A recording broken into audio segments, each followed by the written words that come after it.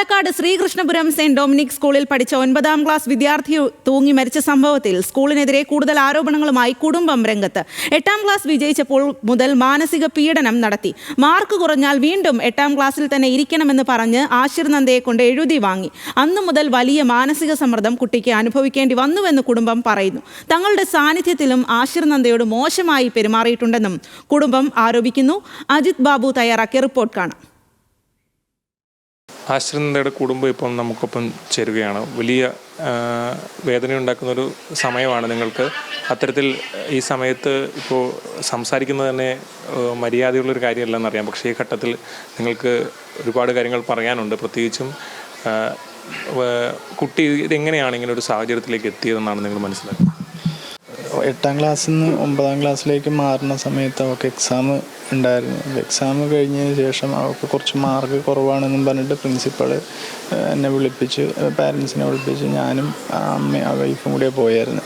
അപ്പോൾ പ്രിൻസിപ്പൾ അന്നുണ്ടായിരുന്നില്ല. അവിടെ ഒരു സ്റ്റെല്ല മാം എന്ന് പറഞ്ഞൊരു അവരായിരുന്നു ഉണ്ടായിരുന്നു.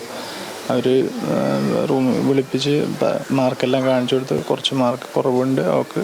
9ാം ക്ലാസ്സിലേക്ക് 8ാം ക്ലാസ്സിലെ പരീക്ഷ കഴിഞ്ഞ് വിജയിച്ച് കയറിയതിന് ശേഷം ഇത്തരത്തിൽ ഇനി മാർക്ക് കുറഞ്ഞാൽ 8ാം ക്ലാസ്സിൽ തന്നെ തിരിച്ച് ഇരുത്തുമെന്ന് പറഞ്ഞ് നിങ്ങളുടെ കയ്യിൽ നിന്ന് ലെറ്റർ വാങ്ങിച്ചു. അതെ മോളെ കൊണ്ട് തന്നെ എഴുതിപ്പിച്ച് പാരൻസ് ഒപ്പിട്ട് തരണം എന്നും പറഞ്ഞിട്ട് അവർ പറഞ്ഞു. അപ്പോൾ ഞാൻ സിസ്റ്ററോട് ചോദിച്ചു, ഇത് ഇങ്ങനെ തരേണ്ട കാര്യമുണ്ടോ? അപ്പോൾ പറഞ്ഞു അത് തന്നേ പറ്റുള്ളൂ, അത് സ്കൂളിൻ്റെ റൂളാണ്, അത് തരണം എന്ന് പറഞ്ഞു.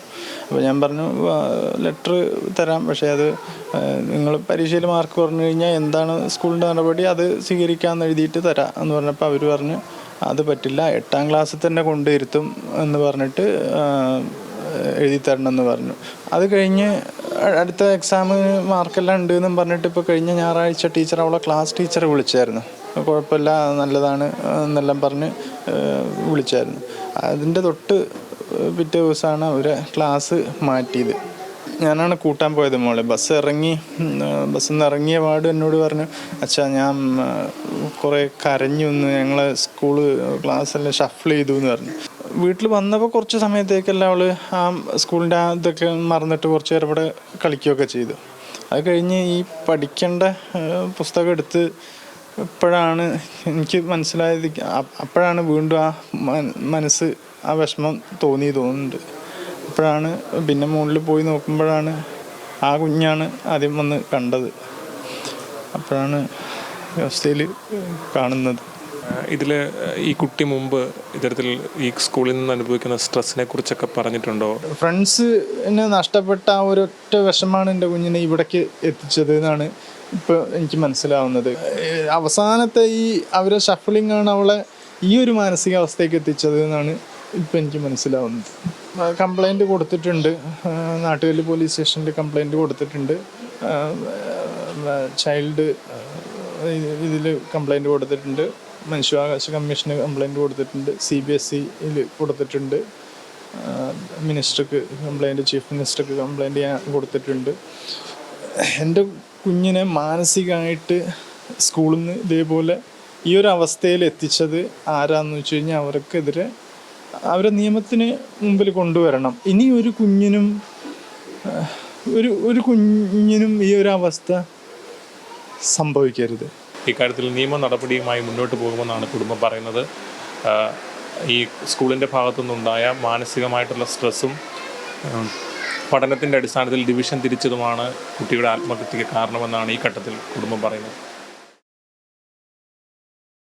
ഈ വാർത്തയുടെ കൂടുതൽ വിശദാംശങ്ങളുമായി അജിത് ബാബു തന്നെയാണ് നമുക്കൊപ്പം ചേരുന്നത്. അജിത്തിനോട് ഇപ്പോൾ ആ ഒരു കുടുംബം പറഞ്ഞ കാര്യങ്ങൾ അതാണ് നമ്മൾ കേട്ടത്. ആ കൂട്ടുകാരികളെ, സുഹൃത്തുക്കളെ നഷ്ടപ്പെട്ടു, അതാണ് ആ കുട്ടിയെ ഏറെ വേദനിപ്പിച്ചത്. അത്തരത്തിൽ ക്ലാസ് മാറ്റുക, ഷഫിൾ ചെയ്യുക, അതൊക്കെ പ്രത്യേകിച്ചും കുട്ടികളെ സംബന്ധിച്ച് അവരെ മാനസികമായി ഏറെ വിഷമിപ്പിക്കുന്ന കാര്യങ്ങൾ തന്നെയാണ്. അതുതന്നെയാണ് ആ കുടുംബം അജിത്തിനോട് വ്യക്തമാക്കിയതും. അജിത്ത്, എന്തെല്ലാം കാര്യങ്ങളാണ് ഈ ഒരു സാഹചര്യത്തിൽ ആ കുടുംബം അജിത്തിനോട് വ്യക്തമാക്കുന്നത്?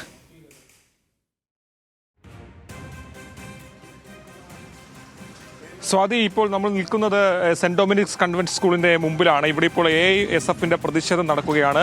ഈ സ്കൂളിലേക്ക് നിരവധിയായിട്ടുള്ള വിദ്യാർത്ഥി സംഘടനകൾ ഇന്നലെ പ്രതിഷേധവുമായി എത്തിയിരുന്നു. ഇപ്പോൾ AISF ഇത്തരത്തിൽ പ്രതിഷേധമായി എത്തിക്കൊണ്ട് ഈ കൊലക്കുറ്റത്തിന് കേസെടുക്കണമെന്നുൾപ്പെടെയുള്ള കാര്യങ്ങളാണ് ഇവർ പറയുന്നത്. പ്രതിഷേധം തുടരുന്ന സാഹചര്യമാണുള്ളത്. വലിയ തരത്തിലുള്ള വിമർശനങ്ങളാണ് സ്വാതി ഇതിനോടകം തന്നെ ഈ സംഭവത്തിൽ ഉയർന്നു വന്നിരിക്കുന്നത്. പ്രത്യേകിച്ചും ഇതിന്റെ ഗൗരവം വർദ്ധിപ്പിക്കുന്നത് ഒരു ഒറ്റപ്പെട്ട സംഭവമല്ല എന്നുള്ളതാണ്. ഈ ഇത്തരത്തിൽ ആശ്രിതർക്ക് ഇത്തരത്തിലൊരു പ്രശ്നം ഉണ്ടായതിനു ശേഷം നിരവധിയായ വിദ്യാർത്ഥികൾ, പൂർവ്വ വിദ്യാർത്ഥികൾ, ഈ സ്കൂളിൽ പഠിക്കുന്ന വിദ്യാർത്ഥികൾ, ഈ കുട്ടിയുടെ തന്നെ സഹപാഠികളൊക്കെ തന്നെ തങ്ങൾ അനുഭവിച്ച ബുദ്ധിമുട്ടുകൾ അത്ര വലുതാണെന്ന് തുറന്നു പറയുന്ന സാഹചര്യമാണ് ഉണ്ടായത്. വലിയ തരത്തിലുള്ള മാനസിക പീഡനം നേരിടേണ്ടി വന്നു. ചെരുപ്പ്, ഒരു ഷൂ മാറിയാൽ പോലും അതിന് പണിഷ്മെന്റ് ലഭിക്കുന്ന സാഹചര്യം ഉണ്ടായി. കഴുത്തിലിടുന്ന ടാഗ് തിരിഞ്ഞു പോയാൽ അതിന്റെ പേരിൽ പണിഷ്മെന്റ് ലഭിക്കുന്ന സാഹചര്യം ഉണ്ടായി. ഇംഗ്ലീഷിൽ മാത്രം സംസാരിക്കണമെന്ന് പറഞ്ഞുകൊണ്ട് വലിയ തരത്തിലുള്ള ഭീഷണി ഉൾപ്പെടെ അധ്യാപകരിൽ നിന്നുണ്ടായി. വലിയ വേദനിക്കുന്ന രീതിയിൽ 2-3 ദിവസം കൈമടക്കാൻ കഴിയാത്ത രീതിയിലുള്ള അടികൾ അധ്യാപകർ നൽകുന്ന സാഹചര്യം ഉണ്ടായി. ഇവിടെ ഇതിൽ ഏറ്റവും പ്രധാനപ്പെട്ട കാര്യം, ഈ സ്കൂളിൽ ഒരു PTA ഫംഗ്ഷൻ ചെയ്യുന്നില്ല എന്നുള്ളതാണ്. അതായത് കൃത്യമായി PTA പേരിൽ മാത്രമുള്ളൊരു PTA ആണ് ഇവിടെ ഉള്ളത്. രക്ഷകർത്താക്കൾക്ക് ഇവിടെ യാതൊന്നും പറയാനുള്ള വോയിസ് ഇല്ല എന്നുൾപ്പെടെയുള്ള പ്രശ്നങ്ങൾ നിലനിൽക്കുകയാണ്. ആ ഘട്ടത്തിലാണ് ഇപ്പോൾ ഈ കുടുംബം പറയുന്ന വളരെ ഗൗരവമായ കാര്യങ്ങൾ നമ്മളിപ്പോൾ സംപ്രേഷണം ചെയ്തത്. അതിൽ അവർ പറയുന്നത് 8ാം ക്ലാസ് ജയിച്ച് 9ലേക്ക് ആശ്രിതത കടന്നു. അവിടെ എത്തിയപ്പോഴാണ് പറയുന്നത് ഈ 2 പരീക്ഷകൾ നടന്നു. ആ 2 പരീക്ഷകളിൽ ഒരു പരീക്ഷയ്ക്ക് മാർക്ക് കുറയുകയാണെങ്കിൽ ആ ഘട്ടത്തിൽ 8ാം ക്ലാസ്സിലേക്ക് തന്നെ തിരിച്ചിരുത്തുമെന്ന് പറയുകയാണ്. അതിൻ്റെ പേരിൽ ആശ്രിതയുടെ ഭാഗത്തു നിന്ന് ഇത് എഴുതി വാങ്ങിക്കുകയാണ്. അതിന് ഒപ്പിട്ട് കൊടുക്കാൻ രക്ഷിതാക്കളോട് ആവശ്യപ്പെടുകയും അത്തരത്തിൽ അത് രക്ഷിതാക്കൾ ഒപ്പിട്ട് കൊടുക്കുകയും അതിൻ്റെ അടിസ്ഥാനത്തിൽ അത് ചോദ്യം ചെയ്തപ്പോൾ ഇത് സ്കൂളിൻ്റെ നിയമമാണെന്ന് പറയുകയും ചെയ്തു. നമ്മളൊന്ന് ആലോചിച്ച് നോക്കണം, ഒരു കുഞ്ഞു മനസ്സാണ്. ആ കുഞ്ഞു മനസ്സിനോട് വിജയിച്ചതിന് ശേഷവും നിങ്ങൾ പരീക്ഷയിൽ തോറ്റാൽ പുറകിലത്തെ ക്ലാസ്സിൽ പോയിരിക്കണമെന്ന് അധ്യാപകർ തന്നെ പറയുമ്പോൾ ആ മനസ്സ് എത്രമാത്രം വേദനിക്കും, ആ മനസ്സിന് അതെങ്ങനെ താങ്ങാൻ കഴിയുമെന്നുള്ളത് നമുക്ക് തന്നെ ആലോചിക്കാൻ വളരെ ബുദ്ധിമുട്ടുള്ള കാര്യമാണ്. അങ്ങനെയാണ് ഒരു വിദ്യാർത്ഥി അത് താങ്ങുക എന്നുള്ള ചോദ്യം വളരെ പ്രധാനപ്പെട്ടതാണ്. അതിനുശേഷം പരീക്ഷ നടക്കുന്നു. ഒരു പരീക്ഷയിൽ മാർക്ക് കുറയുന്നതോടുകൂടി ഈ ഡിവിഷനിലേക്ക് മാറ്റിയിരുത്തുന്നു. അവിടെ 5 വിദ്യാർത്ഥികൾ മാത്രമേ പെൺകുട്ടികളായി ഉണ്ടായിരുന്നുള്ളൂ എന്നുള്ളതാണ് ഈ കുടുംബം പറയുന്നത്. നേരത്തെ തന്നെ നിരവധിയായിട്ടുള്ള തവണ